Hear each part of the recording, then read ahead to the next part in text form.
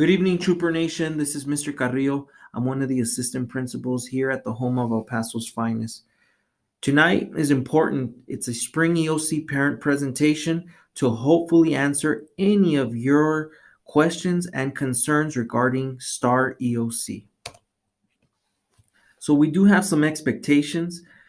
So logistical constraints prevent the state of Texas from administering STAR or EOC assessments in remote or home settings. The STAR end of course exams for Algebra 1, Biology, English 1, English 2, and U.S. History are a graduation requirement for students in the state of Texas. There is absolutely no opting out of the 5 EOC exams required. If this student does not test, they will not be eligible for the individual graduation committee, also known as IGC process, or able to use a substitute assessment for their graduation. TEA is not lawfully authorized to waive certain related graduation requirements. When students reach their senior year, in order to graduate, they must pass STAR EOC assessments, score high enough on a substitute assessment, or meet requirements of an individual graduation committee. Students have opportunities to EOC in this summer, fall, and next spring. However, the student will be further away from the instructional content. As a parent or guardian, the question is, if refusing to test, you need to understand that students will not be enrolled in tested courses next year and will be expected to test. Is this in the best interest of the student academically? Last year, spring 2020, pandemic hit. The state provided COVID waivers for the EOC assessments. However, that was 2020. For 2021, COVID waivers do not exist. We also provided that by grade level, the EOC exams students will have to take. Freshmen will take the 3, Algebra 1, Biology, English 1. Sophomores will take English 2, and juniors will take U.S. History. Back in March 8th, we sent out an EOC letter in English and in Spanish. Mr. Martinez here will be explaining further regarding this letter. Good evening. I'm Robert Martinez and I am the proud principal of Eastwood High School. I am here to inform you that state assessments will continue this school year through the administrations of the STAR and STAR Alternate 2. State assessments provide us baseline data necessary to determine actual learning loss during the COVID-19 crisis and to identify areas that need to be addressed for the benefit of our students. For the school year 2020-2021, TEA has waived state requirements to retain students in grades 5 and 8 who do not meet grade level on the STAR assessment.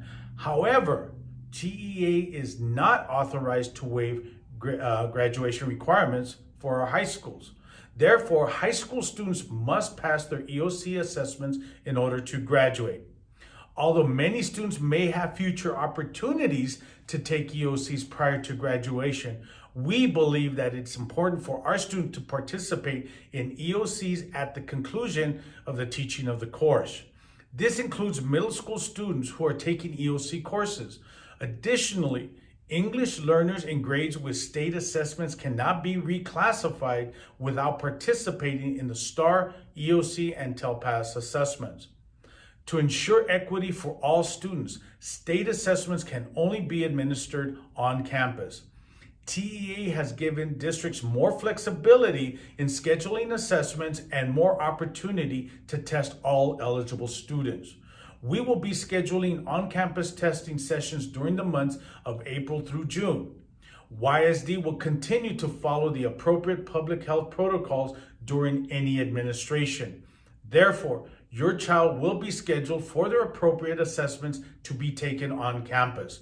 We are committed to the safety and well-being of all of our students, and we have protocols in place to ensure that we have created testing environments that are safe for our students and our staff.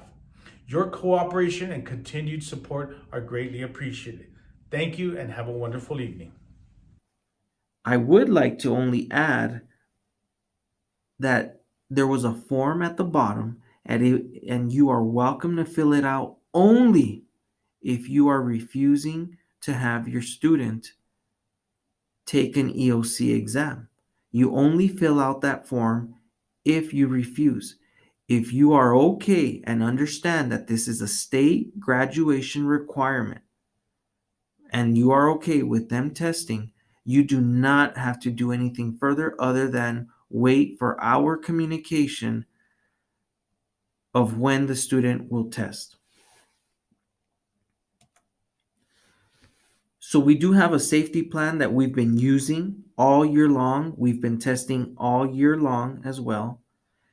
And you will have a map here provided by me regarding the access points. So you have the McCrae Boulevard main entrance. You have two main gates on both sides of the round building off of McCrae.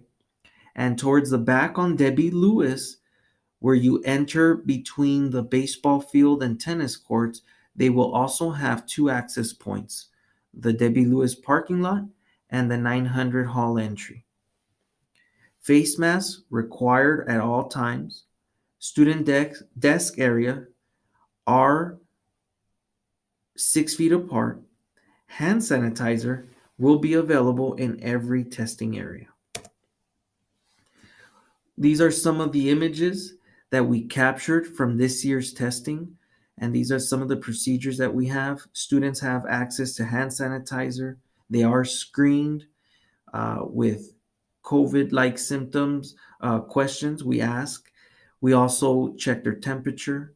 We have them wearing a mask. Everyone administering, from adults to students, everyone will wear a mask. And as you can see, desks are socially distanced by 6 feet. Testing dates. These are really important. Here are the tests, the 5 EOC tests. We are going to begin the year with English 1, then transition we will transition to May for U.S. History, Algebra 1, and Biology. But as you can see at the dates, we have 3 different dates. And the reason for having 3 dates is because we are trying to follow safety protocols. We don't want to have the entire population, so we're going to split dates so that we can call smaller groups to be able to test and socially distance responsibly. So campus will communicate with students via a call out and an email with information of which date they are scheduled to test. I cannot stress enough for parents and students to please monitor phone calls from the school, monitor email from the school, so that you are well informed of when you will be attending or the date that you're assigned to test. So there are requirements. The mask will be worn at all times. A Chromebook device, please bring it fully charged. Do not forget. Again, this is all for safety. We want you to use and be comfortable with your own device. For the algebra test, you will have an assigned calculator. So you are required to bring that assigned calculator that the algebra teacher team will be assigning to you. You are welcome to bring a bottled water and a pre-packaged snack if you choose to have them. School will provide lunch upon your EOC assessment completion. How this will work is any student who is face-to-face or hybrid, they will be issued a lunch and will be designated to eat in the courtyard, how we have been doing since the return of our students to campus. For students who are remotely learning online, these students will be also provided a lunch. However, they will be escorted to the areas back in that map where they were screened, where they can be picked up. And this concludes this presentation. I hope this provides you with important graduation requirements. I hope that you understand that we are very serious of the health of our students, of our employees. This is a really important time for testing, and we just so thank you for your time tonight. So we ask you, if you have any questions or concerns, you are welcome to call me. Mr. Carrillo. My phone number is 915-434-4003, or my email is rcarrillo19@yisd.net. And I leave you with two words: go troop.